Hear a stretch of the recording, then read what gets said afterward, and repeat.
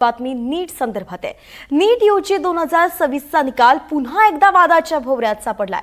बीडच्या वडवणी इथल्या ज्ञानेश्वरी पवार या विद्यार्थिनीनं उत्तरपत्रिकेनुसार अपेक्षित गुण आणि स्कोअर कार्डमधील गुणांमध्ये मोठी तफावत असल्याचा आरोपच केलाय। पेपर सोडल्यानंतर घरी तपासून 720 पैकी 702 गुण मिळणं अपेक्षित होतं, पण स्कोअर कार्डवरती फक्त 87 गुण दिसतायत। एवढी मेहनत घेऊन सुद्धा नीटमधील गोंधळामुळे मुलीचं भविष्य आता धोक्यात येईल या भीतीनं ज्ञानेश्वरीच्या आईला अश्रू अनावर झाले। आणि या प्रकरणी ज्ञानेश्वरी आणि पवार कुटुंबाशी बातचीत सुद्धा आमच्या प्रतिनिधींनी केलेली आहे। पाहुयात प्रतिनिधी आकाश सावंत यांच्याशी काय नेमकं पवार कुटुंबीय म्हणाले।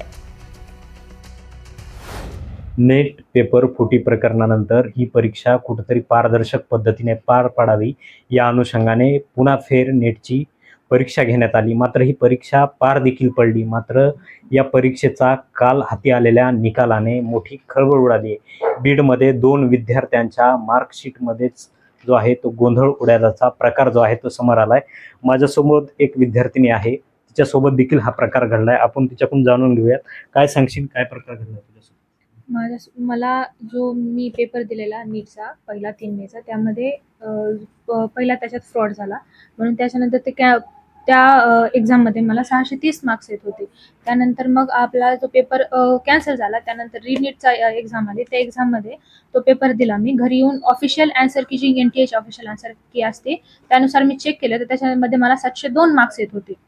त्यानंतर OMR आली। त्या OMR ला चॅलेंज देण्यासाठी आपल्याकडे फक्त 2 दिवसाची त्यांनी मुदत दिलेली होती, पण त्या मुदतीनंतर मला OMR ती माझ्या हाती लागली आणि मला चॅलेंज करायला त्याच्यामध्ये टाइमच नाही पुरला। त्याच्यामुळे मी त्यानंतर त्यांना मेल केले NTA वाल्यांना की मला OMR जी आहे ती चुकीची आलेली आहे। त्यांनी माझे 8 मेल रिजेक्ट मारलेले आहेत, एक सुद्धा मेल त्यांना गेलेला नाहीये।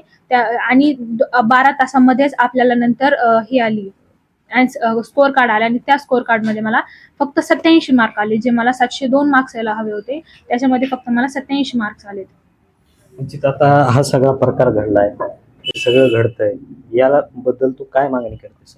सरकारकडे एवढीच मागणी आहे की माझं जे ओरिजिनल OMR आहे ते मला द्यावं, त्यानुसार मला मार्क्स द्यावे, कारण हे जे फ्रॉड आहे आपला NTA चा तो दरवर्षीच होतो।